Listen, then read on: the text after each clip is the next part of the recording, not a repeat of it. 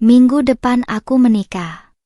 3 hari lagi, kamu harus keluar dari rumah ini, bentak adik iparku. Dia dan ibu mertuaku mengira aku hanya menumpang hidup, tanpa tahu bahwa rumah mewah ini, perusahaan tempat calon suaminya bekerja, hingga seluruh biaya pernikahannya ada di bawah kendaliku. Aku hanya tersenyum, menghitung mundur hari menuju hari pernikahannya, hari di mana rahasia besar ini kubongkar dan menghancurkan seluruh kesombongan mereka. Selamat datang di cerita Nela. Absen yuk, sahabat dari mana saja nih? Jangan lupa subscribe ya. Bagi yang sudah subscribe, semoga diberi rejeki yang mengalir. Pagi itu, aroma kopi hitam kesukaan suamiku masih menguar kuat di area dapur minimalis rumah ini, berpadu dengan wangi bumbu masakan yang baru saja selesai kusiapkan sejak subuh. Aku berdiri di depan wastafel, merapikan sedikit ujung pashmina lilit yang kukenakan, lalu menghela napas panjang sembari menatap pantulan diriku di kaca lemari gantung. Sebagai seorang istri, aku selalu berusaha memberikan yang terbaik untuk rumah tangga ini, memastikan setiap sudut rumah bersih dan semua kebutuhan makan keluarga terpenuhi dengan baik tanpa pernah mengeluh. Namun, ketulusan yang kuberikan selama ini tampaknya menguap begitu saja di mata orang-orang yang hanya melihatku sebagai sosok wanita rumahan yang pasif dan penurut. Langkah kaki yang tergesa-gesa dan menghentak kasar mengejutkanku dari lamunan, disusul oleh suara dentingan gelas yang diletakkan secara sembarangan di atas meja makan marmer. Aku menoleh dan mendapati adik iparku berdiri di sana dengan dagu terangkat tinggi, menatapku dari ujung kepala hingga ujung kaki dengan pandangan yang syarat akan kejengkelan serta rasa superioritas yang tak beralasan. Wajahnya tampak ketat, penuh dengan aura keangkuhan yang biasa ia tunjukkan setiap kali kami berada di ruangan yang sama, seolah-olah keberadaanku di rumah ini adalah sebuah gangguan besar baginya. Tanpa mengucapkan salam atau sekadar menyapa dengan sopan, ia langsung melipat tangan di dada dan membuang muka dengan gerakan yang sangat sinis. Minggu depan aku menikah, ucapnya tiba-tiba dengan nada suara yang sengaja ditinggikan, memecah keheningan dapur dengan kalimat yang terdengar lebih seperti sebuah pengumuman perang daripada berita bahagia sebuah keluarga. Aku menghentikan aktivitasku sejenak, membalikkan badan sepenuhnya untuk menghadapinya, dan berusaha tetap menjaga ketenangan wajahku di balik hijab yang kukenakan. Belum sempat aku mengucapkan sepatah kata pun untuk merespons atau memberikan ucapan selamat yang formal, ia sudah menarik napas dalam-dalam, bersiap memuntahkan kalimat berikutnya yang sudah pasti akan menguji seluruh batas kesabaranku. Jadi, 3 hari lagi, kamu harus segera keluar dan mengemas semua barang-barangmu dari rumah ini. Bentaknya kemudian, kali ini dengan telunjuk yang diarahkan tepat ke wajahku tanpa ada rasa hormat sedikit pun sebagai seorang adik kepada kakak iparnya. Kalimat itu meluncur begitu saja dari bibirnya yang dipoles lipstik tebal, terdengar sangat mutlak seolah-olah dia adalah pemilik sah dari seluruh bangunan megah yang sedang kami tinggali saat ini. Aku bisa melihat kilat kepuasan di matanya saat mengucapkan kata-kata kejam itu, seakan ia sudah lama menantikan momen untuk bisa menendangku keluar dari kehidupan mereka. Mendengar pengusiran yang begitu frontal di rumahku sendiri, aku tidak menangis, tidak berteriak, bahkan tidak menunjukkan riak kemarahan sedikit pun di wajahku yang tenang. Aku justru menarik napas dalam-dalam, merasakan aliran udara dingin yang menenangkan dadaku, lalu perlahan-lahan mengulas sebuah senyuman tipis yang sangat misterius di bibirku. Senyuman itu bukan karena aku pasrah atau takut, melainkan karena aku sedang menghitung mundur hari-hari kehancuran mereka yang akan datang akibat dari kesombongan buta yang mereka pelihara selama ini. Dari arah koridor rumah, ibu mertuaku berjalan mendekat dengan langkah yang sengaja dibuat anggun, mengenakan daster batik premium bermotif besar lengkap dengan rentengan perhiasan emas yang mencolok di pergelangan tangannya. Bukannya menegur sikap tidak sopan putrinya, wanita parubaya itu justru berdiri tegak di belakang adik iparku, ikut melipat tangan di dada sambil melemparkan tatapan mata yang sangat meremehkan ke arahku. Dania benar, rumah ini harus steril dari barang-barangmu karena keluarga calon suaminya yang kaya raya itu akan sering berkunjung ke sini untuk mengurus dekorasi pernikahan, timpal ibu mertuaku dengan nada suara yang tak kalah sinis. Mereka berdua berdiri berjajar di depanku bagai sepasang penguasa yang baru saja memenangkan sebuah wilayah jajahan, sama sekali tidak menyadari betapa ironisnya situasi yang sedang mereka hadapi saat ini. Mereka benar-benar mengira bahwa aku hanyalah seorang wanita malang yang menumpang hidup di rumah mewah ini karena status suamiku yang bekerja keras di luar sana. Ketidaktahuan mereka tentang siapa sosok sebenarnya di balik kepemilikan aset-aset berharga ini membuatku ingin tertawa terbahak-bahak, namun aku memilih untuk tetap menyimpan rapat-rapat kartu as yang kupegang sampai saat yang tepat tiba. Aku melangkah mendekati meja makan, mengambil selembar tisu dengan gerakan yang sangat tenang dan elegan, lalu membersihkan sisa air di tanganku tanpa mengalihkan pandangan dari mereka berdua. Apakah Mas Angga sudah tahu tentang keputusan kalian untuk mengusirku dari sini? Tanyaku dengan nada suara yang sengaja kubuat selembut dan sedatar mungkin, memancing untuk melihat sejauh mana keberanian mereka berjalan di belakang suamiku. Adik iparku langsung mendengus meremehkan, mengibaskan tangannya di udara seolah pertanyaan yang kuajukan sama sekali tidak penting dan tidak akan mengubah keputusan sepihak yang telah mereka buat. Halah, tidak perlu membawa-bawa nama Mas Angga. Dia pasti akan setuju denganku karena dia sangat menyayangiku sebagai adik satu-satunya dan tidak akan membiarkan pernikahan impianku rusak hanya karena kamu tetap tinggal di sini, jawab Dania dengan penuh percaya diri yang meluap-luap. Ibu mertuaku pun mengangguk setuju, menambahkan bahwa sebagai menantu yang baik, aku harus tahu diri dan mengalah demi kebahagiaan adik suamiku yang akan segera melepaskan masa lajangnya dengan seorang pria terpandang. Aku kembali tersenyum, membayangkan bagaimana ekspresi wajah angkuh itu akan berubah menjadi pucat pasi saat mereka tahu bahwa calon suami kebanggaannya itu sebenarnya sedang mengemis pekerjaan di perusahaanku. Aku membalikkan tubuhku kembali menghadap wastafel, melanjutkan kegiatan merapikan dapur seolah-olah ancaman pengusiran 3 hari lagi itu hanyalah angin lalu yang tak berarti apa-apa bagi hidupku. Baiklah kalau itu mau kalian, aku akan mulai mengemas barang-barangku.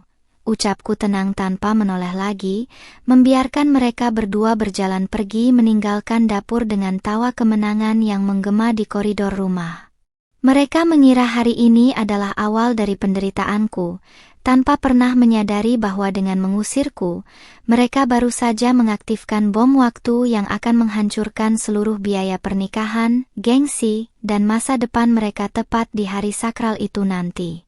Setelah kepulangan ibu mertua dan Dania dari dapur dengan tawa kemenangan mereka, suasana rumah mewah ini kembali hening, menyisakan aku yang masih berdiri menatap pantulan diriku di meja marmer yang berkilat. Aku berjalan pelan menuju ruang kerja pribadi yang terletak di sudut lantai 2, sebuah ruangan yang selalu terkunci rapat dan tidak pernah boleh dimasuki oleh siapapun di keluarga ini dengan alasan privasi dokumen kantor suamiku. Di dalam ruangan bernuansa minimalis itulah aku membuka laptop premiumku, menatap barisan data saham, laporan keuangan bulanan, serta sertifikat digital atas kepemilikan penuh rumah megah ini yang semuanya mutlak tertulis atas namaku sendiri. Aku bersandar di kursi kerja, memutar-mutar gawai di tangan sambil tersenyum geli memikirkan betapa butanya orang-orang di lantai bawah yang mengira aku tidak punya kekuatan apa-apa. Ponsel di genggamanku tiba-tiba bergetar, menampilkan nama sekretaris pribadi perusahaanku, Pak Handoko, yang langsung kusambut dengan sapaan tenang namun penuh wibawa. Melalui sambungan telepon, pria parubaya yang sangat terpercaya itu melaporkan perkembangan proyek terbaru kami, sekaligus menyebutkan sebuah nama yang membuat senyum di bibirku semakin melebar. Bu Zalina, hari ini ada jadwal interview tahap akhir untuk posisi manajer operasional yang baru, dan salah satu kandidat terkuatnya bernama Panji, pria yang kabarnya merupakan calon suami dari adik ipar ibu, ujar Pak Handoko dengan nada formal yang sangat rapi. Aku mendengarkan penjelasan itu dengan saksama, merasakan bagaimana takdir seolah-olah sedang bekerja menyusun skenario terbaik untuk memberikan pelajaran berharga kepada orang-orang yang telah merendahkanku. Biarkan dia melewati semua prosesnya dengan lancar hari ini, Pak Handoko, dan pastikan dia lolos hingga tahap penandatanganan kontrak yang dijadwalkan tepat di hari pernikahan mereka minggu depan. Instruksiku dengan nada suara yang dingin dan terarah. Aku ingin Panji merasa berada di puncak kesuksesannya, merasa bahwa dia adalah pria paling beruntung yang akan menikahi Dania dengan modal jabatan mentereng di perusahaan raksasa milikku. Dengan begitu, kejatuhan mereka akan terasa jauh lebih menyakitkan ketika mereka menyadari bahwa seluruh napas finansial dan masa depan yang mereka impikan berada di dalam satu jentikan jariku. Setelah menutup telepon, aku menarik napas dalam-dalam, merapikan kembali pashmina lilitku, lalu melangkah turun untuk menghadapi drama domestik selanjutnya. Begitu aku menginjakkan kaki di ruang tamu utama, pemandangan di depanku langsung menyuguhkan atmosfer yang sangat kontras dengan ketenangan yang baru saja kurasakan di atas. Di sana, di atas sofa kulit impor yang kubeli dari hasil keringatku sendiri, Dania sedang duduk bersandar dengan sangat manja di samping seorang pria muda berjas rapi yang kuyakin adalah Panji. Ibu mertuaku juga duduk di sana. Wajah paruh bayanya tampak berbinar-binar penuh kebanggaan saat mendengarkan cerita Panji mengenai betapa besarnya peluangnya untuk diterima di perusahaan multinasional yang sedang naik daun saat ini. Kehadiranku yang melangkah pelan mendekati mereka langsung mengubah ekspresi wajah ibu mertua dan Dania menjadi masam dan penuh ketidaksukaan yang kentara. Kamu, kebetulan sekali kamu turun ke sini, cepat buatkan minuman dingin dan ambilkan camilan di dapur untuk calon menantuku yang hebat ini. Perintah ibu mertuaku tanpa ragu, suaranya terdengar sangat menggelegar di ruang tamu seolah-olah dia sedang berbicara kepada seorang pelayan sewaan. Aku tidak mendebat atau menunjukkan gumpalan kekesalan, melainkan hanya mengangguk patuh dengan senyuman tipis yang selalu berhasil menyembunyikan badai di dalam kepalaku. Sebelum aku membalikkan badan menuju dapur, mataku sempat beradu pandang dengan Panji, yang menatapku dengan pandangan meremehkan karena mengira aku hanyalah kakak ipar Dania yang tidak bekerja dan hanya bisa mengandalkan gaji bulanan suamiku. Di dapur, aku menuangkan sirup ke dalam 4 gelas kristal mewah dengan gerakan yang sangat lambat dan teratur, menikmati setiap detik permainan yang sedang kumulai ini. Aku sengaja membawa nampan berisi minuman itu kembali ke ruang tamu, meletakkannya satu persatu di depan mereka dengan sikap yang sangat sopan dan rendah hati sebagai seorang tuan rumah yang baik. Dania mendengus sinis saat aku meletakkan gelas di depannya, lalu berkata dengan nada menyindir yang sangat tajam, "Ingat ya, Mbak, mumpung kamu masih punya waktu 3 hari di sini, layani calon suamiku dengan baik karena setelah ini kamu tidak akan pernah lagi menginjakkan kaki di rumah semewah ini." Panji yang mendengar hal itu hanya terkekeh pelan, menganggap ucapan kekasihnya sebagai hal yang wajar dilakukan kepada wanita yang dianggap menumpang hidup. Aku memilih untuk duduk di kursi tunggal yang agak terpisah dari mereka, melipat tangan di pangkuan sambil menatap lurus ke arah Panji yang mulai memamerkan dokumen interviewnya dengan sangat percaya diri kepada ibu mertuaku. "Perusahaan yang saya lamar ini luar biasa besar, Ibu. Pemiliknya dikabarkan adalah seorang pengusaha muda yang sangat jenius dan misterius karena jarang tampil di media," cerita Panji dengan mata berbinar-binar penuh ambisi. Ibu mertuaku mangut-mangut penuh kekaguman, lalu menimpali, "Baguslah, Panji, kalau kamu sudah kerja di sana dengan jabatan tinggi, keluarga kita akan semakin terpandang. Tidak seperti kakak iparmu ini yang tahunnya cuma menghabiskan uang dapur saja." Mendengar sindiran yang begitu menyedihkan itu, Aku hampir saja tidak bisa menahan tawa yang menggelitik di tenggorokanku, namun aku berhasil menguasai diri dengan sangat sempurna di balik hijabku. Aku memajukan sedikit tubuhku, menatap Panji dengan pandangan yang tampak polos lalu bertanya, "Oh ya? Wah, hebat sekali kalau begitu. Lalu bagaimana hasil interview tahap akhirmu hari ini, Mas Panji? Apakah semuanya berjalan dengan lancar sesuai dengan harapanmu?" Pertanyaanku yang tiba-tiba itu membuat Dania langsung melotot tajam, menganggap bahwa aku tidak pantas ikut campur dalam obrolan kelas atas mereka yang sedang membahas masa depan yang cerah. "Tentu saja lancar, Mbak. Pewawancara tadi bahkan mengatakan bahwa profil saya sangat cocok dan tinggal menunggu persetujuan akhir dari pemilik perusahaan langsung," jawab Panji dengan nada sombong yang sangat kentara, menyiratkan bahwa posisinya sudah sangat aman. Aku mengangguk-angguk kecil dengan senyuman yang semakin lebar, membayangkan betapa terkejutnya pria ini jika dia tahu bahwa pemilik perusahaan yang dia agung-agungkan itu sedang duduk di depannya, mendengarkan bualannya sambil menyajikan minuman untuknya.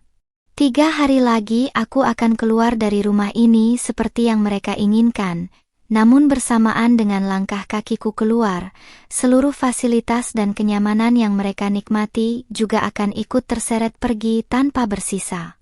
Ketika suamiku, Angga, belum juga pulang hingga sore hari karena kesibukan pekerjaannya, aku memutuskan untuk kembali ke kamarku sendiri untuk mulai menyortir pakaian yang akan kubawa pergi nanti. Aku melihat Dania dan ibunya masih asyik merencanakan pesta pernikahan megah di ruang tamu, menggunakan brosur-brosur catering dan dekorasi mahal yang tagihannya pasti akan didebit dari rekening perusahaanku. Aku menutup pintu kamar dengan perlahan, membiarkan mereka menikmati sisa-sisa fatamorgana kebahagiaan yang sengaja kubiarkan tumbuh subur sebelum akhirnya kubabat habis tepat di hari pernikahan yang mereka banggakan itu. Detik jam dinding di kamar utama berdentang lambat menemani malam yang semakin larut, sementara aku masih terduduk di tepi ranjang besar ini, sembari melipat beberapa lembar pakaian ke dalam koper hitam. Di luar, rintik hujan mulai membasahi kaca jendela, menciptakan suasana sunyi yang kontras dengan gemuruh rencana yang sedang kususun dengan sangat matang di dalam kepala. Pintu kamar tiba-tiba terbuka, menampilkan sosok suamiku, Angga, yang melangkah masuk dengan gurat kelelahan yang sangat pekat di wajahnya setelah seharian penuh mengurus proyek lapangan di kantor cabang. Ia tampak terkejut melihat koper besar yang terbuka di atas kasur, lalu menghentikan langkahnya tepat di ambang pintu dengan tatapan mata yang dipenuhi rasa bingung serta ketidakpahaman yang mendalam. "Zalina, ada apa ini? Kenapa kamu mengemas pakaianmu ke dalam koper malam-malam begini? Apakah kamu mau pergi keluar kota tanpa memberitahu aku sebelumnya?" tanya Angga dengan nada suara yang sedikit panik, melangkah mendekat seraya meletakkan tas kerjanya secara sembarangan di atas meja sudut. Aku menghentikan gerakan tanganku, menarik napas dalam-dalam untuk menjaga ketenangan wajahku di balik hijab rumahan yang masih kukenakan, lalu menatap lurus ke dalam manik mata pria yang telah menemaniku selama 2 tahun ini. Aku sengaja tidak langsung menjawab pertanyaannya, melainkan hanya melempar senyuman tipis yang sulit diartikan, membiarkan rasa ingin tahunya berkembang menjadi kecemasan yang semakin memuncak di dalam dadanya. "Adikmu, Dania, memintaku untuk segera mengosongkan rumah ini dalam waktu 3 hari, karena dia akan menikah minggu depan dan membutuhkan seluruh area rumah untuk menyambut keluarga calon suaminya," jawabku dengan nada suara yang sangat tenang, datar, dan tanpa emisi kemarahan sedikit pun. Mendengar penjelasanku yang begitu santai, rahang Angga tampak mengeras, dan ekspresi wajahnya berubah menjadi campuran antara rasa tidak percaya sekaligus kemarahan yang tertahan kepada adik perempuan satu-satunya itu.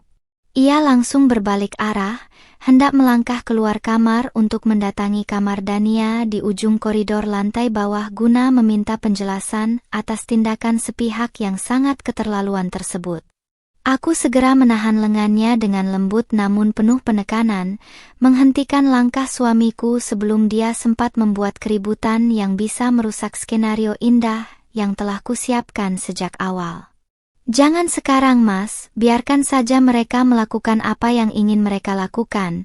Toh aku juga tidak keberatan untuk keluar dari rumah ini untuk sementara waktu, bisikku dengan nada menenangkan yang penuh kepalsuan di balik maknanya. Angga menatapku dengan pandangan yang syarat akan rasa bersalah, mengira bahwa aku mengalah dan mengorbankan harga diriku demi menjaga kedamaian di dalam keluarga besarnya yang selama ini selalu bersikap menuntut. Tapi ini tidak adil untukmu, Zalina. Rumah ini adalah tempat tinggal kita dan Dania tidak punya hak sama sekali untuk mengusir kakak iparnya sendiri, seolah kamu tidak punya harga diri di sini.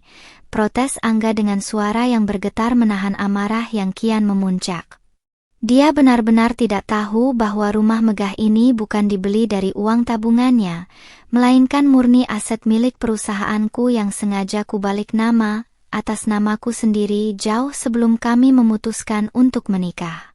Ketidaktahuan Angga tentang gurita bisnis yang kukendalikan adalah pilihan sengajaku sejak awal pernikahan, karena aku ingin melihat sejauh mana ketulusan hatinya tanpa bayang-bayang harta kekayaan yang kumiliki. Aku menuntun Angga untuk duduk di sofa kamar, lalu mengambilkan segelas air putih hangat yang sengaja kusiapkan di atas nakas untuk meredakan emosinya yang sedang meluap-luap. Mas, percayalah padaku, semua ini akan selesai dengan cara yang paling baik tepat di hari pernikahan adikmu nanti. Jadi untuk sekarang, ikuti saja alurnya tanpa banyak protes, ucapku sembari mengusap pundaknya dengan perlahan. Angga meminum air itu sampai habis, perlahan-lahan mulai melunak karena mengira ketenanganku adalah bentuk dari kesabaran seorang istri berhijab yang saleha, tanpa menyadari bahwa di balik kelembutan ini ada jaring-jaring jebakan yang siap menjerat ibu dan adiknya hingga tak bisa berkutik lagi. Keesokan paginya, suasana sarapan di meja makan utama kembali dipenuhi oleh ketegangan tersembunyi yang sangat pekat, di mana ibu mertuaku sengaja duduk di dekat Angga sambil terus-menerus memuji calon menantu barunya, Panji.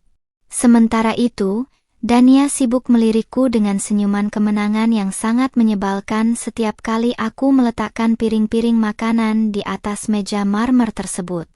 Mereka berdua bersikap seolah-olah aku sudah menjadi orang asing yang tak kasat mata di rumah ini, menghitung jam demi jam sampai batas waktu pengusiran yang mereka tetapkan tiba besok pagi. Aku tetap melayani suamiku dengan sangat patuh, tidak terpengaruh oleh atmosfer beracun yang sengaja mereka ciptakan untuk menekan mentalku. Angga, kamu harus tahu kalau Panji itu pria yang sangat mapan, sebentar lagi dia akan memegang posisi penting di perusahaan properti terbesar di kota ini, jadi wajar kalau Dania ingin pernikahan yang serba mewah. Ujar ibu mertuaku dengan nada congkak yang sangat kental, sengaja mengeraskan suaranya agar terdengar olehku yang sedang menyapu lantai dapur. Angga hanya diam, melirikku dengan tatapan tidak enak hati karena tahu bahwa istrinya terus-menerus disindir di depan matanya sendiri, tanpa bisa membela banyak hal karena terikat janji denganku semalam. Aku yang mendengar obrolan itu dari balik sekat dapur hanya bisa menggelengkan kepala, membayangkan betapa hancurnya harga diri Panji besok saat aku membatalkan seluruh proses perekrutannya. Ketika siang hari tiba dan rumah mulai sepi karena Angga sudah kembali ke kantor, aku memanfaatkan momen itu untuk menghubungi Pak Handoko melalui pesan singkat yang dienkripsi secara ketat. Aku menginstruksikan sekretarisku itu untuk mengirimkan seluruh draft pembatalan sepihak atas kontrak kerja Panji, serta menyiapkan surat pengosongan rumah resmi dari tim hukum perusahaanku yang akan dikirimkan tepat di hari H pernikahan mereka. Semua dokumen itu sudah tertandatangani secara digital olehku, siap dilemparkan ke tengah-tengah pesta pernikahan mereka layaknya sebuah granat yang akan meledakkan seluruh ilusi kemewahan yang selama ini mereka agungkan. Sore harinya, Koper-koper besarku sudah berdiri rapi di dekat pintu keluar, menandakan bahwa waktu 3 hari yang diberikan oleh adik iparku telah habis dan aku siap untuk melangkah pergi dari sini. Dania yang melihat koper-koper itu langsung berjalan mendekat sambil berkacak pinggang, melemparkan senyum mengejek yang sangat lebar seolah dia baru saja memenangkan sebuah pertempuran besar dalam hidupnya. Baguslah kalau kamu tahu diri, Mbak. Silakan cari kontrakan kecil yang cocok dengan statusmu, karena mulai besok rumah ini hanya milik orang-orang berkelas seperti kami, ucapnya angkuh. Aku tidak menjawab, hanya membalas tatapannya dengan senyuman paling manis yang pernah kuberikan, senyuman yang menjadi tanda bahwa permainan sesungguhnya baru saja resmi dimulai. Pagi di hari ketiga akhirnya tiba, membawa serta langit mendung yang seolah ikut menyaksikan drama pengusiran yang terjadi di dalam rumah megah ini. Aku berdiri di ruang tengah dengan gamis simpel dan pashmina pastel yang terpasang rapi, menggenggam erat gagang koper hitam besarku yang sudah siap di dekat pintu. Di depanku, Dania berdiri berkacak pinggang dengan senyum kemenangan yang amat lebar, sementara ibu mertuaku bersedekah dada di sampingnya dengan tatapan yang seolah mengatakan bahwa aku akhirnya kalah. Mereka berdua benar-benar tidak sabar melihat punggungku menjauh dari ambang pintu, seolah dengan kepergianku, seluruh kemewahan rumah ini otomatis menjadi hak milik mereka seutuhnya. Jangan lupa periksa lagi barang-barangmu, Mbak. Jangan sampai ada barang mewah milik rumah ini yang ikut terbawa di dalam kopermu itu, sindir Dania dengan nada suara yang melengking, sengaja memprovokasi mentalku di detik-detik terakhir. Ibu mertuaku menimpali dengan anggukan setuju yang penuh penghinaan, menambahkan bahwa barang sekecil apapun di rumah ini terlalu berharga untuk dibawa oleh seorang wanita yang mereka anggap hanya menumpang hidup. Aku tidak membalas provokasi murahan itu dengan amarah. Sebaliknya, aku hanya menatap mereka berdua bergantian, lalu mengulas sebuah senyuman tipis yang sangat tenang dan penuh teka-teki. Semua barang yang kubawa adalah murni milikku, Ibu, Dania. Aku tidak akan mengambil satu hal pun yang bukan menjadi hakku di rumah ini, jawabku dengan nada suara yang sangat lembut namun memiliki penekanan yang dalam. Angga, suamiku, yang baru saja memasukkan koper kecilnya ke dalam bagasi mobil, berjalan masuk kembali dengan wajah yang sangat masam dan dipenuhi rasa bersalah yang teramat sangat kepada diriku. Dia bersikeras untuk ikut keluar dari rumah ini dan menemaniku menyewa sebuah apartemen kecil di pinggiran kota, keputusan setia yang membuatku merasa bahwa keputusanku merahasiakan semuanya dari Angga tidak sepenuhnya salah. Ayo Zalina, kita berangkat sekarang. Tidak ada gunanya kita berlama-lama di sini jika keberadaan kita sudah tidak dihargai lagi oleh keluarga sendiri, ucap Angga tegas sambil menarik koperku, menolak untuk menatap wajah ibu dan adik kandungnya yang tampak tidak peduli. Dania hanya mencibir melihat pembelaan kakaknya, mengibaskan tangan dengan acuh seolah kepergian Angga pun bukan sebuah kerugian besar selama rumah mewah ini tetap berada di bawah kendalinya. Saat langkah kakiku melewati ambang pintu utama, aku sempat menoleh ke belakang sekilas, menatap detail arsitektur rumah yang kubeli dengan kerja keras bisnisku sendiri, berjanji dalam hati bahwa dalam hitungan hari, mereka yang akan memohon untuk keluar dari sini. Di dalam mobil yang melaju membelah jalanan kota yang padat, Angga terus-menerus menggenggam tangan kiriku yang berada di atas pangkuan, mencoba menyalurkan kekuatan yang ia kira sedang kurugikan. Maafkan aku Zalina. Aku tidak bisa mempertahankan posisimu di rumah itu, karena aku tidak ingin keributan besar merusak persiapan pernikahan Dania yang sudah mepet, bisik Angga dengan suara yang syarat akan penyesalan. Aku membalas genggaman tangannya dengan hangat, lalu menatapnya dengan pandangan teduh yang menenangkan di balik jilbabku. Tidak apa-apa Mas, semua ini sudah diatur olehnya, dan percayalah bahwa setiap tindakan pasti akan mendapatkan balasan yang setimpal pada waktunya, jawabku misterius. Mobil kami akhirnya berhenti di sebuah kompleks apartemen kelas menengah yang sengaja kupilih melalui Pak Handoko, agar Angga tidak menaruh curiga tentang kemampuan finansialku yang sebenarnya. Setelah membantu mengemas barang-barang kami di unit yang baru, Angga pamit untuk segera pergi ke kantor karena ada rapat mendesak mengenai proyek lapangan yang sedang ia pimpin.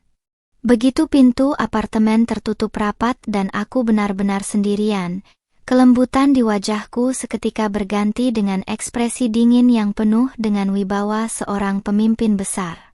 Aku berjalan menuju meja kecil, membuka gawai khususku, dan langsung melakukan panggilan video dengan Pak Handoko yang sudah menunggu instruksiku selanjutnya.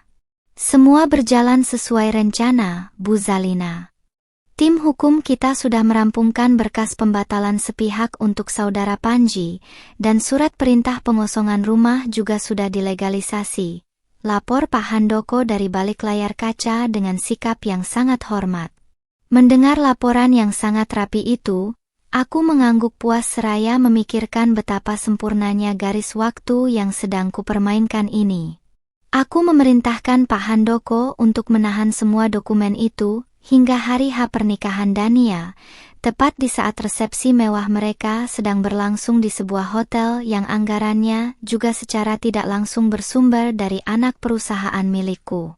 Pastikan juga vendor catering dan dekorasi mewah yang dipesan oleh Dania menerima konfirmasi bahwa seluruh pembayaran akhir akan dialihkan ke rekening pribadi atas nama ibu mertuaku, bukan lagi dari subsidi perusahaan, tambahku dingin. Selama ini, Dania menggunakan fasilitas kartu kredit korporat yang ia curi celahnya melalui sistem administrasi lama yang belum sempat kuperbarui, mengira bahwa itu adalah tunjangan dari kantor Angga. Dengan memutus aliran dana tersebut secara mendadak di hari pernikahan, aku ingin melihat bagaimana kepanikan akan merayap di wajah sombong mereka ketika tagihan ratusan juta rupiah menuntut untuk dilunasi di tempat.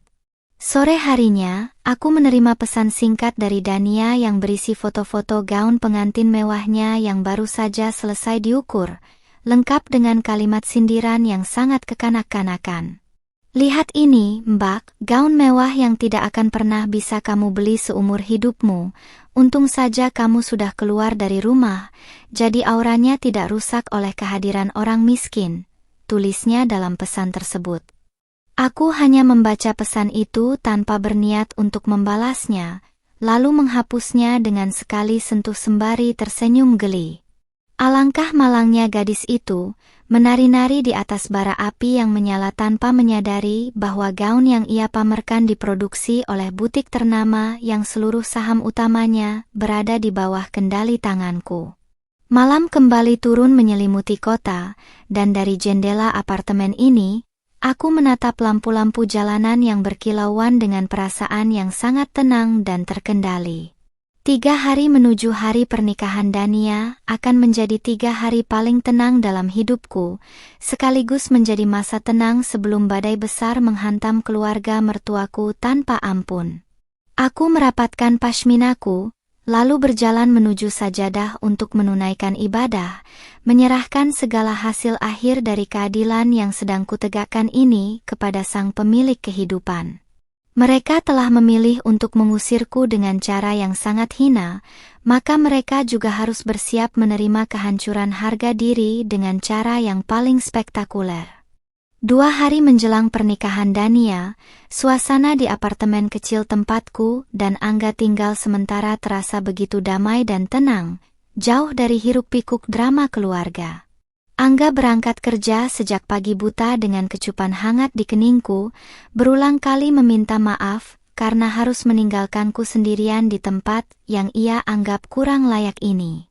Begitu suamiku pergi, aku langsung beralih ke meja kerja, membuka laptop, dan memeriksa arus kas dari vendor pernikahan yang digunakan oleh adik iparku. Sesuai dengan instruksi rahasia yang kuberikan kemarin, sistem keuangan perusahaanku telah memblokir semua transaksi otomatis dari kartu kredit korporat yang selama ini disalahgunakan oleh Dania. Tidak butuh waktu lama bagi umpan yang kusebar untuk mendapatkan respons, karena tepat pada pukul 10 pagi, ponselku bergetar hebat menampilkan nama ibu mertuaku di layar. Aku sengaja membiarkan gawai itu berdering hingga beberapa kali sebelum akhirnya mengangkatnya dengan nada suara yang sangat tenang dan santun. Di ujung telepon, suara ibu mertuaku terdengar melengking panik, jauh dari nada sombong yang biasa ia gunakan saat mengusirku dari rumah tempo hari.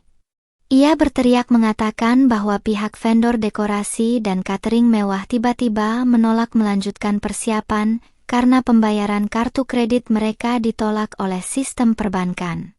Zalina, kamu pasti sengaja melakukan sesuatu pada akun keuangan Angga, kan? Kenapa kartu yang biasa kami pakai untuk DP pernikahan Dania tiba-tiba tidak bisa digunakan?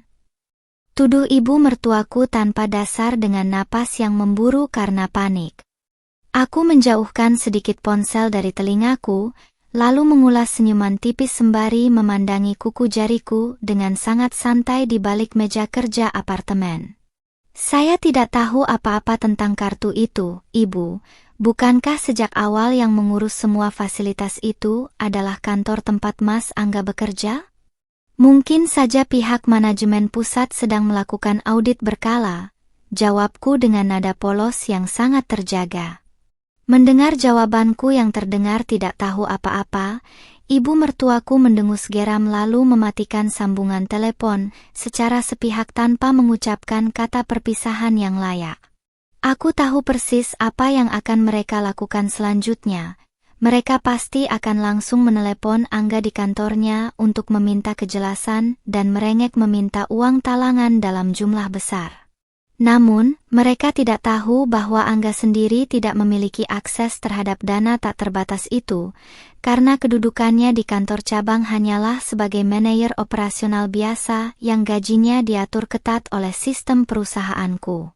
Beberapa menit kemudian, Pak Handoko mengirimkan rekaman laporan bahwa Panji baru saja menyelesaikan penandatanganan berkas draft akhir yang ia kira adalah kontrak kerja resminya sebagai manajer baru.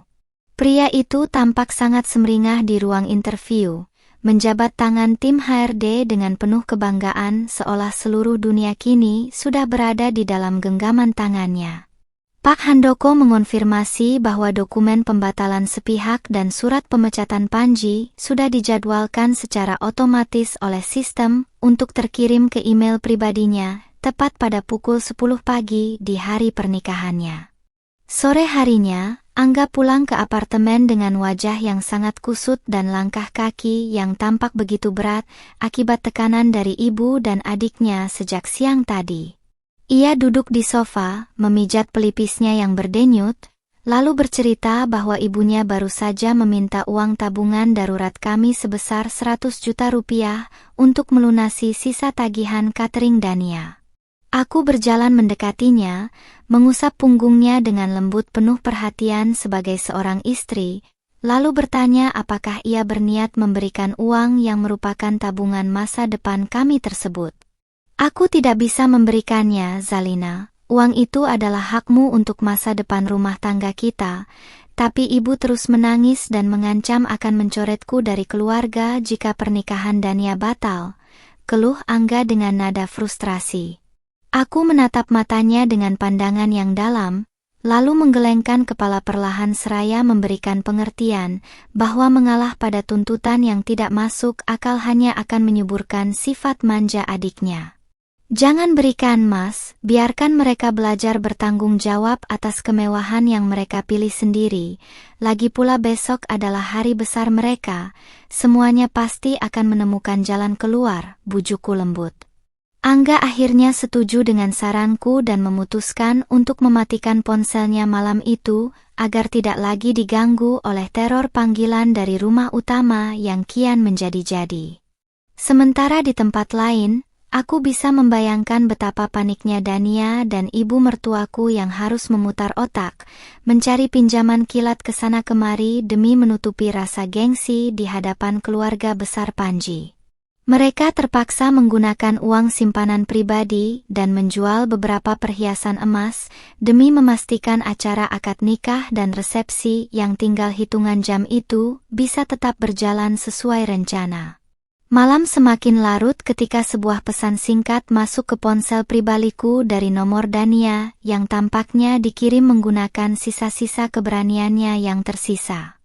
"Jangan senang dulu ya, Mbak Miskin. Biar tanpa uang dari Mas Angga, pernikahan megahku besok akan tetap berjalan lancar karena Mas Panji sudah resmi jadi bos besar besok." Tulis pesan itu. Aku tertawa kecil membaca pesan yang begitu menggelikan tersebut, menggelengkan kepala melihat bagaimana seseorang bisa begitu percaya diri di atas fondasi istana pasir yang siap diterjang ombak besar buatanku. Aku mematikan gawai khususku, lalu berjalan menuju jendela apartemen untuk menatap langit malam Indonesia yang bersih tanpa awan, merasakan sensasi kepuasan yang perlahan mulai menjalar di dada. Semua bidak catur yang kuatur kini sudah berada di posisinya masing-masing, siap digerakkan untuk melakukan skakmat yang mematikan dalam waktu kurang dari 24 jam. Besok, di hari pernikahan yang paling mereka nantikan, aku akan datang bukan sebagai menantu terbuang yang berjalan menunduk, melainkan sebagai sosok yang akan membalikkan dunia mereka dalam sekejap mata. Pagi yang dinantikan akhirnya tiba dengan cahaya matahari yang menembus celah gorden apartemen, membawa serta debaran antisipasi yang membuat senyumku merekah sejak membuka mata. Aku berdiri di depan cermin besar, mengenakan gamis brokat premium berwarna mocha dipadukan dengan pashmina sutra senada yang melilit rapi membingkai wajahku dengan kesan anggun namun bersahaja. Angga yang baru selesai bersiap dengan setelan jas hitamnya menatapku tanpa berkedip. Sorot matanya memancarkan kekaguman sekaligus rasa bersalah karena tahu kami akan mendatangi pesta pernikahan adiknya sebagai pihak yang terbuang. Aku mendekat, merapikan dasinya dengan gerakan lembut penuh kasih sayang, lalu berbisik menenangkannya bahwa hari ini semua beban dan kesalahpahaman akan segera berakhir. Di dalam taksi daring yang membawa kami menuju hotel bintang 5 tempat resepsi digelar, Angga tampak gelisah dan terus menggenggam jemariku yang terasa dingin, karena saking bersemangatnya aku menyambut momen ini. Ponsel suamiku berulang kali bergetar menampilkan pesan dari ibu mertuaku yang menanyakan keberadaan kami, bukan karena rindu, melainkan karena mereka membutuhkan Angga untuk berdiri di panggung sebagai perwakilan keluarga laki-laki. Aku melirik arlojiku yang menunjukkan pukul 9:45 pagi, menghitung mundur 15 menit lagi sebelum sistem otomatis perusahaanku mengirimkan badai yang sesungguhnya ke gawai milik Panji. Begitu kami melangkah masuk ke dalam lobi hotel yang megah, kemewahan dekorasi bernuansa emas dan putih langsung menyambut pandangan kami, dipenuhi oleh ratusan tamu undangan dari kalangan rekan bisnis dan keluarga besar. Dari kejauhan, aku bisa melihat Dania yang tampak sangat cantik dengan gaun pengantin putihnya yang megah, berdiri bersanding dengan Panji yang tersenyum lebar dengan setelan jas pengantin yang sangat necis. Namun, begitu mata Dania menangkap kehadiranku dan Angga yang berjalan di karpet merah, ekspresi wajahnya yang semula berbinar langsung berubah menjadi masam dan dipenuhi pandangan sinis yang tak disembunyikan. Ibu mertuaku yang menyadari kedatangan kami segera bergegas turun dari pelaminan, melangkah cepat dengan daster batik yang kini sudah berganti kebaya payet mewah dan rentengan kalung emas di lehernya. Tanpa memedulikan tatapan beberapa tamu di sekitar, ia menarik lengan Angga dengan kasar dan berbisik ketat. "Kenapa baru datang sekarang? Cepat naik ke pelaminan, temani adikmu. Dan untuk kamu, Zalina, silakan duduk di barisan kursi paling belakang. Jangan sampai merusak estetika foto keluarga dengan hijab simpelmu itu." Aku hanya mengangguk patuh dengan senyuman paling manis yang bisa kuberikan, lalu melepaskan pegangan tangan Angga agar dia bisa naik ke panggung mendampingi keluarganya. Aku berjalan dengan langkah yang sangat tenang dan penuh wibawa menuju barisan kursi paling belakang yang berada di dekat pintu keluar, posisi strategis untuk menikmati seluruh pertunjukan yang sebentar lagi akan dimulai. Jam digital di pergelangan tanganku tepat berbunyi pelan menandakan pukul 10 pagi, detik di mana sistem pusat kantorku secara resmi mengirimkan surat elektronik pembatalan kerja ke akun pribadi Panji. Aku bersandar dengan nyaman di kursi, melipat tangan di dada di balik kain gamis, dan mulai memfokuskan pandanganku ke arah pelaminan di mana Panji sedang bercengkerama dengan para tamu VIP. Tiba-tiba, aku melihat Panji merogoh saku jasnya untuk mengambil ponsel yang bergetar keras, mengira itu adalah ucapan selamat dari kolega atau pemberitahuan resmi tentang jabatan barunya. Dari jarak ini, aku bisa melihat dengan sangat jelas bagaimana raut wajah pria sombong itu berubah drastis dalam hitungan detik, dari yang semula tersenyum lebar menjadi pucat pasi seketika. Tubuhnya tampak menegang, dan tangannya yang memegang gawai mulai bergetar hebat saat matanya membaca baris demi baris kalimat pemecatan dan pembatalan kontrak kerja sepihak dari perusahaan milikku. Dania yang menyadari perubahan sikap calon suaminya langsung menyentuh lengan Panji dengan cemas, berusaha menanyakan apa yang terjadi di tengah-tengah acara yang sedang berlangsung riuh itu. Panji tidak menjawab, wajahnya yang memutih mulai dibanjiri keringat dingin saat ia berulang kali menyegarkan halaman surat elektroniknya, berharap bahwa apa yang dibacanya hanyalah sebuah kesalahan sistem belaka. Namun, dokumen digital yang dilengkapi dengan stempel resmi dari firma hukum perusahaanku bukanlah sesuatu yang bisa dianggap sebagai lelucon atau kekeliruan administrasi. Belum sempat Panji meredakan kepanikannya, dua orang pria berjas rapi dengan nametak manajemen hotel tiba-tiba berjalan mendekati pelaminan dengan langkah tegas dan wajah yang sangat serius. Mereka langsung menghampiri ibu mertuaku dan Panji, membawa sebuah map besar berisi lembar tagihan ratusan juta rupiah yang belum juga dilunasi oleh pihak keluarga pengantin wanita. Suara perdebatan kecil mulai terdengar dari atas pelaminan, memancing perhatian beberapa tamu undangan terdekat yang mulai berbisik-bisik melihat situasi yang tampak tidak beres di atas panggung mewah tersebut.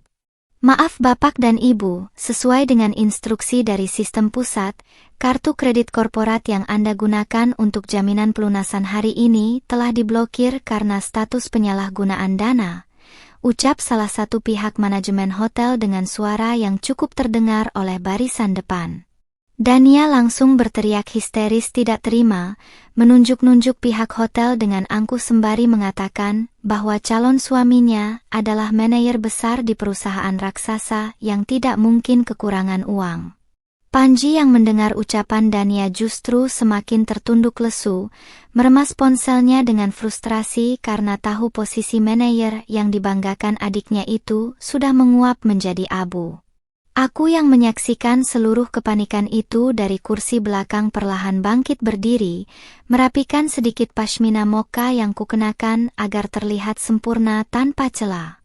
Aku melangkah pelan membelah barisan tamu undangan menuju ke arah pelaminan, menarik perhatian beberapa orang karena ketenangan dan aura penuh kuasa yang terpancar dari setiap langkah kakiku. Senyuman tipis yang sejak beberapa hari lalu kusimpan kini berkembang menjadi sebuah senyuman kemenangan mutlak yang siap menghancurkan seluruh benteng kesombongan mereka.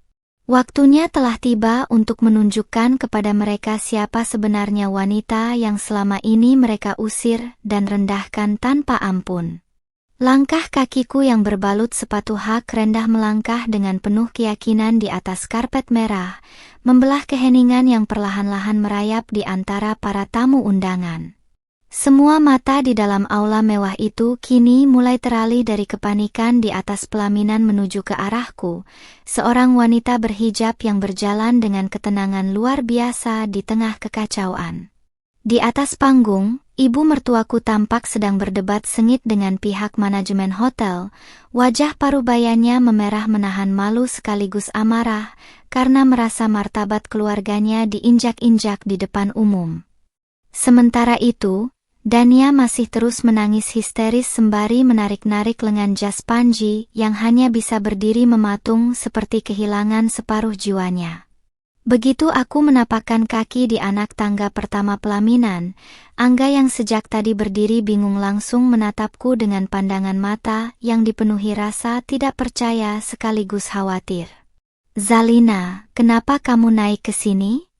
Tolong jangan menambah keributan. Situasinya sedang sangat kacau karena masalah administrasi hotel," bisik Angga setengah memohon seraya mencoba menahan langkahku. Aku hanya menatap suamiku dengan pandangan teduh, lalu melepaskan cekalan tangannya dengan sangat lembut namun penuh ketegasan yang belum pernah ia lihat sebelumnya dari diriku. Aku terus melangkah maju, memosisikan diriku tepat di samping perwakilan manajemen hotel yang sedang memegang map tagihan tebal tersebut. Wanita pembawa sial, mau apa kamu naik ke sini? Mau menertawakan kami yang sedang kesusahan, ha? Teriak Dania dengan suara melengking begitu menyadari keberadaanku di dekatnya, matanya yang sembab menatapku penuh kebencian. Ibu mertuaku pun ikut menoleh, langsung menudingkan jari telunjuknya yang dipenuhi cincin emas ke arah wajahku dengan napas memburu. "Turun kamu, Zalina. Tempatmu bukan di sini. Gara-gara kamu datang, acara pernikahan anakku jadi ketularan sial dan penuh masalah seperti ini," umpat ibu mertuaku tanpa memedulikan lagi urat malunya yang sudah putus di hadapan ratusan pasang mata penonton. Aku tidak membalas makian kasar itu dengan amarah atau air mata, melainkan hanya menarik napas dalam-dalam sembari mengulas sebuah senyuman tipis yang sangat tenang di balik pashmina suteraku. Aku menoleh ke arah manajer hotel yang tampak serba salah, lalu mengulurkan tangan kananku dengan gerakan yang sangat elegan dan berwibawa. "Bisa saya lihat lembar tagihan dan nomor akun korporat yang bermasalah itu, Pak?" tanyaku dengan nada suara yang begitu dingin, tenang dan berwibawa, sanggup membungkam teriakan Dania dalam seketika. Manajer hotel itu tertegun sejenak melihat auraku, lalu dengan patuh menyerahkan map dokumen tersebut ke dalam genggamanku tanpa banyak bertanya. Setelah memeriksa baris demi baris angka ratusan juta rupiah, serta nomor kartu kredit korporat yang tertera di sana, aku mengangguk-angguk kecil penuh kepuasan yang mendalam. Kartu kredit yang diblokir oleh sistem pusat itu memang benar milik divisi operasional anak perusahaanku, yang selama ini aksesnya disalahgunakan oleh Dania melalui celah dokumen lama milik Angga. Aku menutup map tersebut dengan bunyi ketukan yang pelan namun tegas, lalu menatap lurus ke arah Panji yang sejak tadi hanya menunduk sembari meremas ponsel genggamnya dengan sangat erat. "Bagaimana, Mas Panji? Apakah email dari jajaran direksi pusat tadi pagi sudah cukup menjelaskan mengapa kartu ini tidak bisa lagi kamu gunakan?" tanyaku dengan nada menyindir yang sangat halus. Panji mendongak seketika, wajahnya yang pucat pasi kini berubah menjadi penuh keterkejutan yang teramat sangat ketika mendengar pertanyaanku yang begitu spesifik mengenai email rahasianya. "Kamu, bagaimana kamu bisa tahu tentang email pemecatan itu?" gagap Panji dengan suara yang bergetar hebat, membuat Dania dan ibu mertuaku langsung menoleh ke arahnya dengan kerutan dahi yang penuh tanda tanya. Dania yang tidak mengerti situasi langsung menyela dengan ketus. "Apa maksudmu, Mas? Email pemecatan apa? Bukankah kamu hari ini resmi menandatangani kontrak sebagai manajer besar dengan gaji puluhan juta?" "Dia tidak akan pernah menjadi manajer di perusahaan itu, Dania, karena aku sendiri yang baru saja menandatangani surat pembatalan kontrak kerjanya tepat pada pukul 10 pagi tadi," jawabku dengan suara yang lantang dan jelas, menggema ke seluruh penjuru aula melalui mikrofon yang sengaja kuambil dari meja dekorasi. Kalimat yang meluncur dari bibirku bagaikan petir di siang bolong yang menyambar seluruh ekspektasi tinggi keluarga mertuaku hingga hancur berkeping-keping. Seluruh ruangan seketika riuh dengan bisikan para tamu yang terkejut. Sementara Angga hanya bisa melongo di tempatnya berdiri, berusaha mencerna rentetan kenyataan yang terasa begitu tidak masuk akal baginya. Ibu mertuaku langsung tertawa sumbang, mencoba menutupi kepanikannya yang mulai menjalar dengan cara kembali mengejekku di depan para tamu undangan. Jangan membual kamu, Zalina. Kamu itu cuma wanita rumahan yang menumpang hidup di rumah anakku. Jangan sok berlagak jadi pemilik perusahaan besar untuk menakut-nakuti kami. Seru ibu mertuaku dengan suara yang dipaksakan lantang agar terdengar meyakinkan. Namun, tawanya langsung terhenti total ketika pintu utama aula terbuka lebar, menampilkan sosok Pak Handoko yang berjalan tergesa-gesa dengan setelan jas formal mahal bersama dua orang pria berseragam dinas hukum perusahaanku. Pak Handoko melangkah tegap menaiki pelaminan, mengabaikan tatapan heran orang-orang, lalu membungkuk hormat tepat di hadapanku dengan sikap yang sangat takzim dan penuh respek. Selamat pagi, Ibu pemilik utama, Bu Zalina. Saya membawa seluruh berkas asli kepemilikan aset, bukti penyalahgunaan dana korporat, serta surat perintah resmi pengosongan rumah utama yang Anda minta kemarin, ucap Pak Handoko dengan suara berat yang sangat formal. Mendengar kalimat dari mulut sekretaris senior yang wajahnya sering masuk di majalah bisnis lokal itu, tubuh ibu mertuaku langsung limbung ke belakang. Beruntung Angga dengan cepat menahan tubuh ibunya agar tidak terjatuh dari panggung. Aku menerima berkas-berkas tersebut dari tangan Pak Handoko, lalu memegangnya di depan dada sembari menatap wajah Dania yang kini sudah mematung dengan mulut ternganga dan tatapan mata yang kosong karena syok. Skenario indah yang mereka susun untuk mengusirku dari rumah dalam waktu 3 hari kini telah berbalik menjadi senjata makan tuan yang siap menghancurkan seluruh hidup mereka dalam hitungan menit. Aku melempar senyuman kemenangan mutlak ke arah mereka berdua, menikmati setiap detik runtuhnya harga diri dan kesombongan buta yang selama ini mereka agung-agungkan di hadapanku. Suasana di dalam aula hotel yang megah itu seketika berubah mencekam, menyisakan keheningan yang begitu pekat berbalut bisik-bisik riuh dari ratusan pasang mata yang menyaksikan drama nyata ini. Aku berdiri tegak di tengah pelaminan, memegang map dokumen dari Pak Handoko dengan sangat elegan. Sementara di hadapanku, wajah Dania tampak berubah menjadi kelabu dengan air mata yang terus mengalir merusak riasan pengantin mewahnya.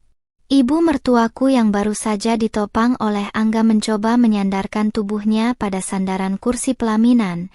Napasnya memburu pendek-pendek seolah pasokan oksigen di dalam ruangan ini tiba-tiba menipis setelah mendengar kenyataan yang baru saja terungkap.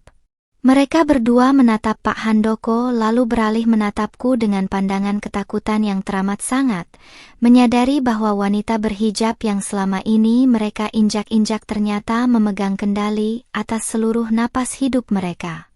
Mbak Zalina, ini semua tidak mungkin kan? Mas Angga, tolong katakan pada istri udikmu ini jangan membuat lelucon konyol yang memalukan di hari pernikahanku.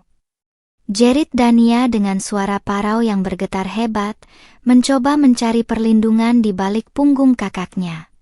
Namun, Angga sendiri hanya bisa berdiri mematung dengan pandangan kosong, menatap lembar dokumen berlogo perusahaan raksasa yang kini terbuka lebar di tangan Pak Handoko dengan stempel basah yang sah.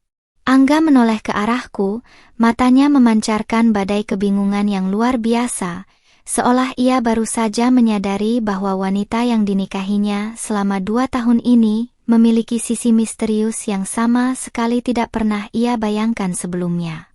Semua ini bukan lelucon, Dania, ucapku dengan nada suara yang sangat tenang, dingin, dan tertata rapi melalui mikrofon yang masih berada di genggaman tangan kananku. Perusahaan properti tempat calon suamimu melamar, butik mewah yang memproduksi gaun pengantin yang sedang kamu kenakan saat ini, hingga rumah megah tempat kalian tinggal dan mengusirku tempo hari, semua adalah aset mutlak di bawah kepemilikan tunggal atas namaku sendiri. Kalimat yang meluncur dari bibirku bagai hantaman gada besi yang telak menghancurkan sisa-sisa kesombongan yang sempat membumbung tinggi di dalam dada adik iparku yang tak tahu diuntung itu. Panji yang sejak tadi hanya bisa diam 1000 bahasa perlahan melangkah mundur, berusaha melepaskan kaitan tangan Dania dari lengan jasnya, karena merasa harga dirinya sebagai seorang pria telah runtuh berantakan di depan calon mertua dan kolegonya.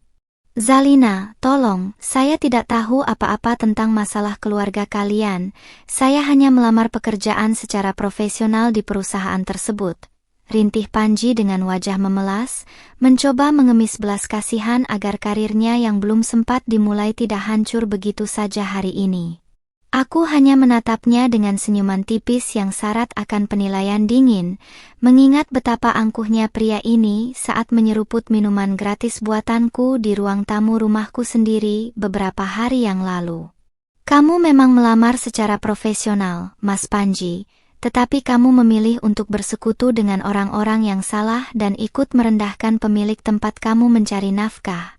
Timpal Pak Handoko dengan suara beratnya yang penuh wibawa, membela posisiku tanpa ragu sedikit pun di atas panggung.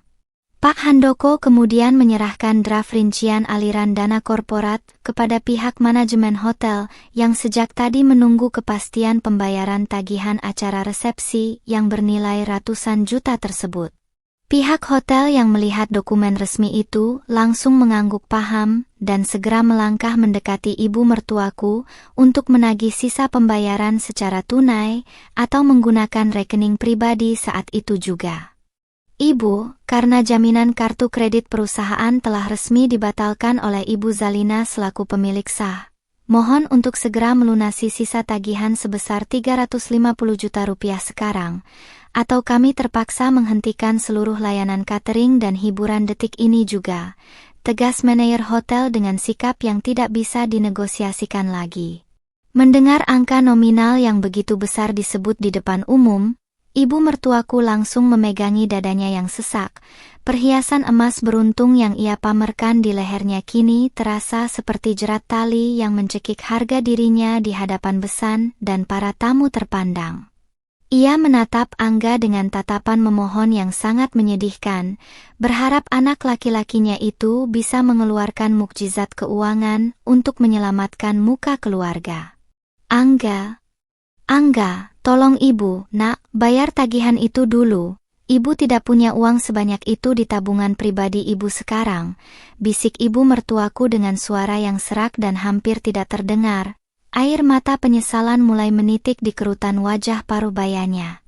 Angga hanya bisa menghela napas panjang penuh frustrasi, meraba saku jasnya lalu menggelengkan kepala perlahan dengan gurat kekecewaan yang mendalam terhadap keras kepala ibu dan adiknya.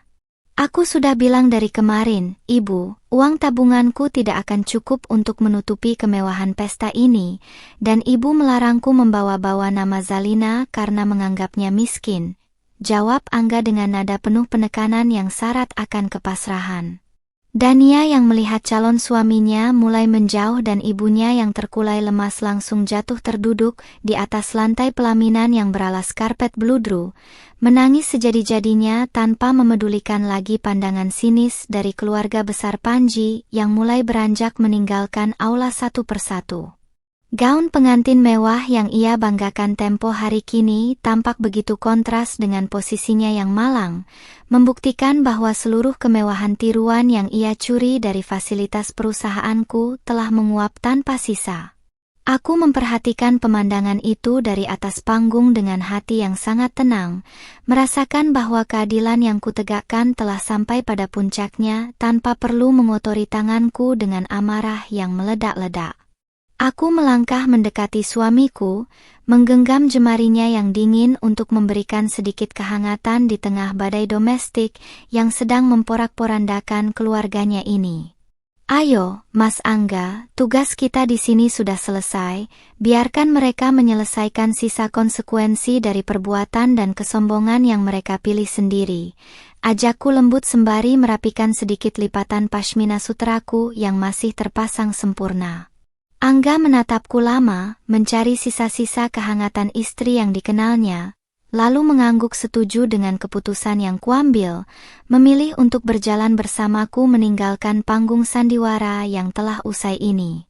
Saat kami berbalik arah untuk melangkah turun dari pelaminan, Aku sempat menoleh sekilas ke arah ibu mertua dan Dania yang masih meratapi nasib buruk mereka di atas panggung mewah yang kini terasa seperti penjara. Oh ya, jangan lupa, surat pengosongan rumah dari tim hukumku berlaku mulai besok pagi jam 9, jadi pastikan kalian sudah mengemas barang-barang kalian seperti yang kalian lakukan padaku 3 hari lalu. Ucapku tenang tanpa nada dendam. Lalu berjalan beriringan bersama Angga membelah aula hotel, meninggalkan istana pasir mereka yang kini telah runtuh rata dengan tanah. Pagi berikutnya tiba dengan suasana yang jauh lebih tenang di dalam unit apartemen tempatku dan Angga bernaung sementara waktu. Sinar matahari pagi menerobos masuk, menyinari meja makan kecil di mana aku baru saja meletakkan 2 cangkir teh hangat dan sepiring camilan untuk suamiku. Angga duduk terdiam, menatap kosong keluar jendela besar yang menampilkan pemandangan hiruk-pikuk jalanan kota di bawah sana. Gurat kelelahan mental masih tercetak jelas di wajahnya, namun tidak ada lagi kemarahan atau kebingungan.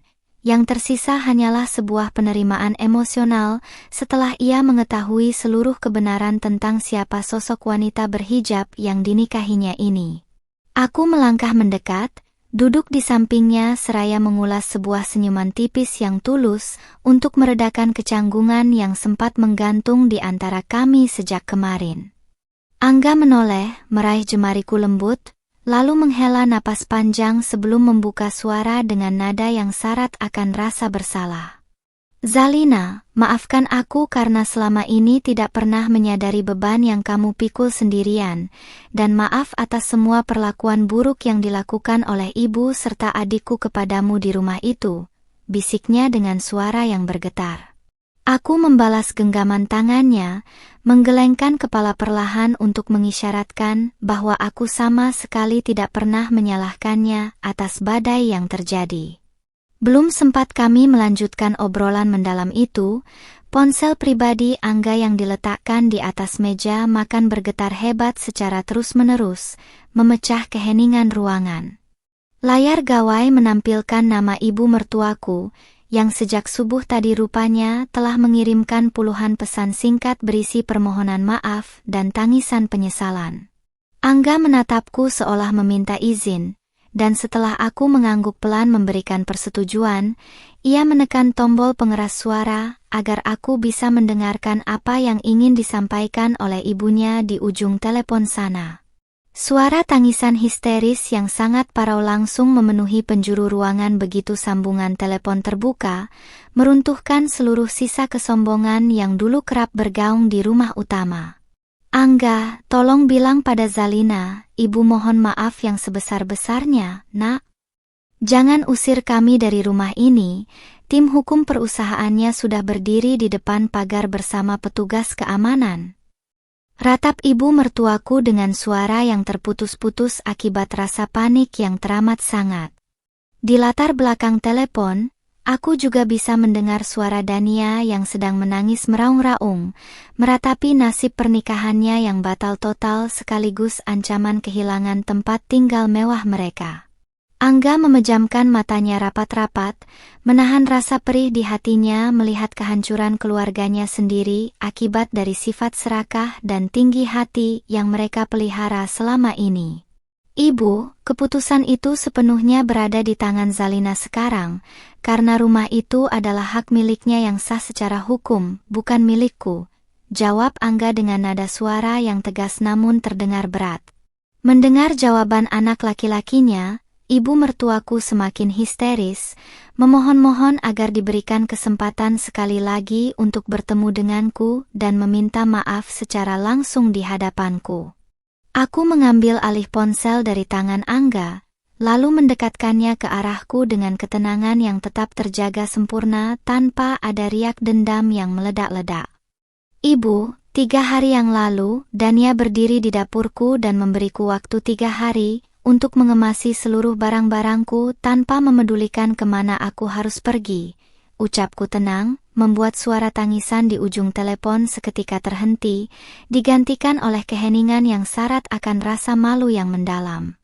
Aku hanya memberlakukan hal yang sama, karena setiap tindakan yang kita tabur di dunia ini pasti akan memanen hasilnya sendiri pada waktunya, tambahku dingin. Di seberang telepon, ibu mertuaku tidak bisa berkata-kata lagi, ia hanya bisa terus terisak meratapi nasib buruk yang ia undang sendiri ke dalam kehidupan keluarganya.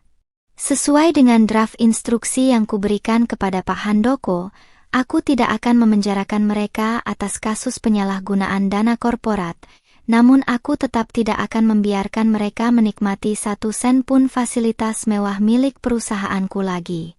Rumah utama tersebut akan segera disegel untuk dialihfungsikan menjadi salah satu kantor yayasan santunan anak yatim yang berada di bawah naungan bisnis besarku. Setelah memutuskan sambungan telepon, aku mengembalikan gawai tersebut ke atas meja, lalu bersandar di kursi sembari memandangi langit pagi yang bersih di luar sana. Angga menatapku dengan pandangan mata yang dipenuhi rasa kagum sekaligus lega, karena tahu bahwa istrinya masih memiliki sisi pemaaf dengan tidak membawa kasus ini ke jalur hukum pidana.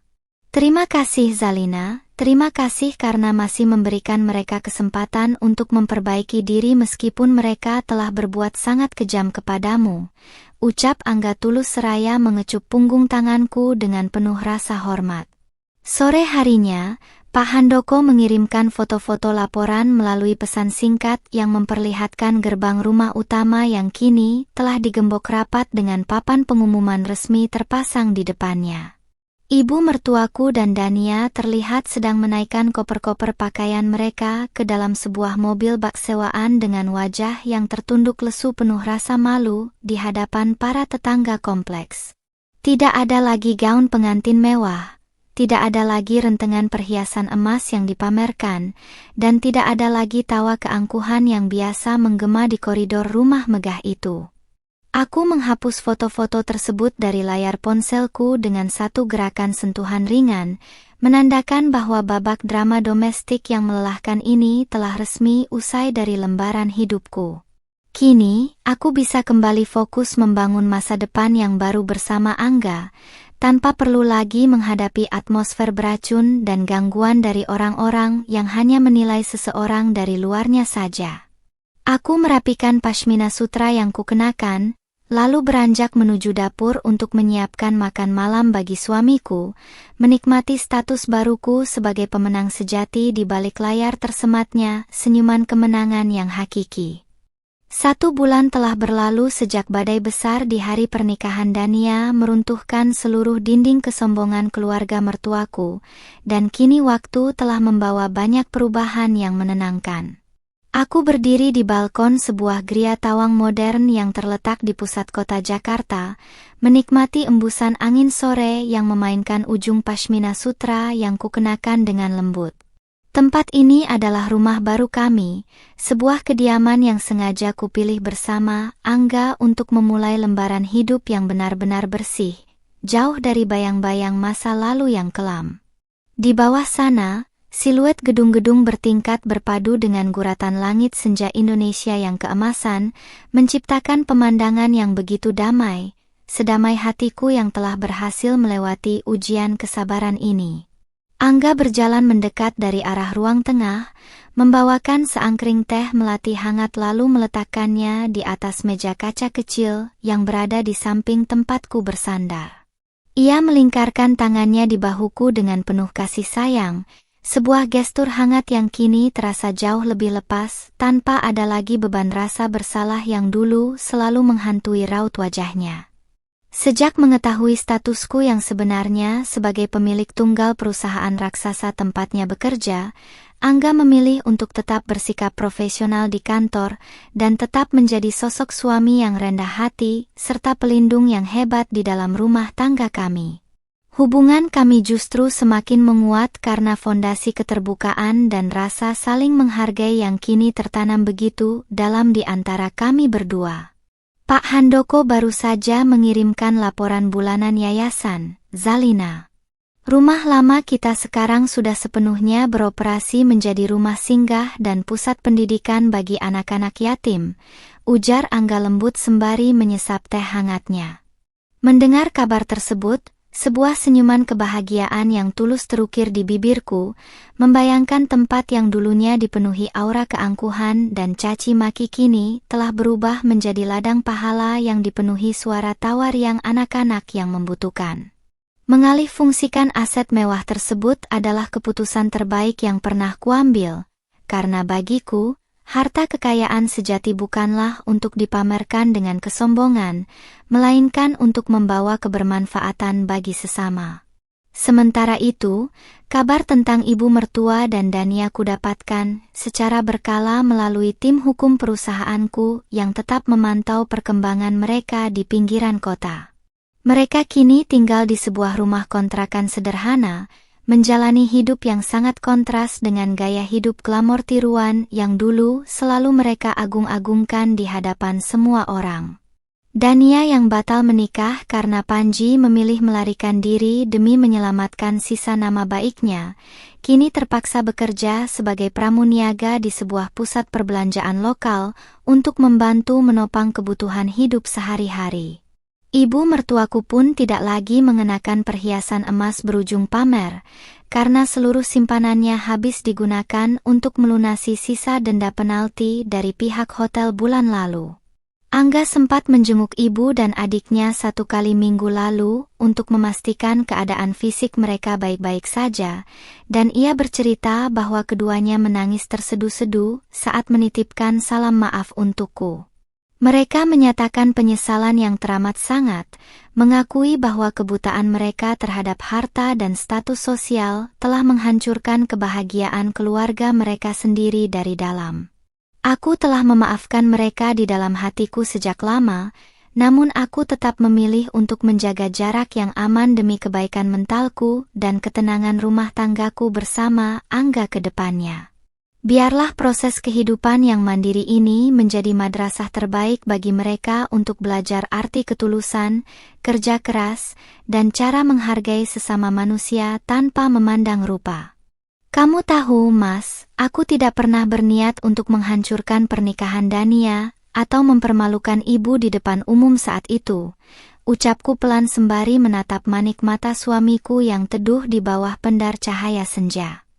Aku ingin menegaskan sekali lagi bahwa langkah ekstrim yang kuambil tempo hari murni merupakan bentuk pertahanan harga diri serta tamparan realitas agar mereka sadar dari mimpi buruk kesombongan. Angga mengangguk paham, lalu mengecup keningku dengan sangat dalam, menyalurkan rasa terima kasih yang tak terhingga atas kebijaksanaanku yang tidak memilih jalur hukum pidana untuk menghukum kesalahan fatal adik kandungnya. Di dunia bisnis yang kugeluti, posisiku sebagai direktur utama kini semakin kokoh dengan berbagai proyek ekspansi baru yang terus berjalan lancar di bawah arahan tangan dingin Pak Handoko dan tim direksi.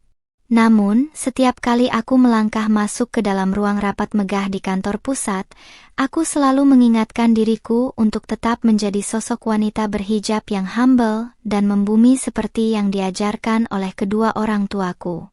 Jabatan mentereng dan kekayaan yang melimpah hanyalah titipan sementara yang bisa diambil kembali olehnya dalam sekejap mata, sama seperti mudahnya aku membalikkan nasib keluarga mertuaku dalam hitungan menit di pelaminan. Senja perlahan mulai tenggelam digantikan oleh hamparan langit malam yang dihiasi lampu-lampu kota Jakarta yang berkilauan bagai taburan permata di atas permadani hitam. Aku mengajak Angga untuk masuk ke dalam rumah demi menunaikan ibadah salat maghrib berjamaah, rutinitas sakral yang menjadi tiang utama ketenangan dan keharmonisan di dalam rumah tangga baru kami ini. Di atas sajadah yang tergelar berdampingan, aku menundukkan kepala dengan penuh rasa syukur yang mendalam atas segala skenario terbaik yang telah digariskannya untuk jalanku. Ketenangan yang kurasakan saat ini adalah kemenangan sejati yang sesungguhnya, kemenangan yang lahir dari kesabaran yang berbuah keadilan yang mutlak. Ketika aku bersujud, aku menyadari bahwa senyuman tipis yang dulu selalu kuulas di depan tatapan Angku Dania dan ibu mertuaku kini telah menjelma menjadi kedamaian jiwa yang hakiki. Aku tidak perlu lagi berpura-pura atau menyembunyikan kekuatanku di balik topeng kepasrahan, karena kini semua orang di sekitarku telah tahu di mana batas akhir dari sebuah harga diri yang tidak boleh diinjak-injak. Wanita berhijab yang dulu mereka remehkan sebagai penumpang hidup kini telah membuktikan bahwa kelembutan seorang istri bukan berarti kelemahan yang bisa dipermainkan sesuka hati oleh siapapun. Setelah salam penutup doa berkumandang, aku mencium tangan suamiku dengan penuh rasa hormat, dan ia membalasnya dengan senyuman paling bahagia yang pernah kulihat di wajahnya. Kisah pengusiran 3 hari itu kini telah resmi menutup babnya, berganti dengan fajar baru yang penuh dengan harapan, cinta, dan keberkahan yang mengalir tanpa henti di dalam hidup kami. Kami melangkah maju bersama dengan penuh keyakinan, meninggalkan seluruh badai di belakang, siap mengarungi masa depan yang cerah sebagai pemenang sejati dalam kehidupan yang penuh dengan rahasia tak terduga ini.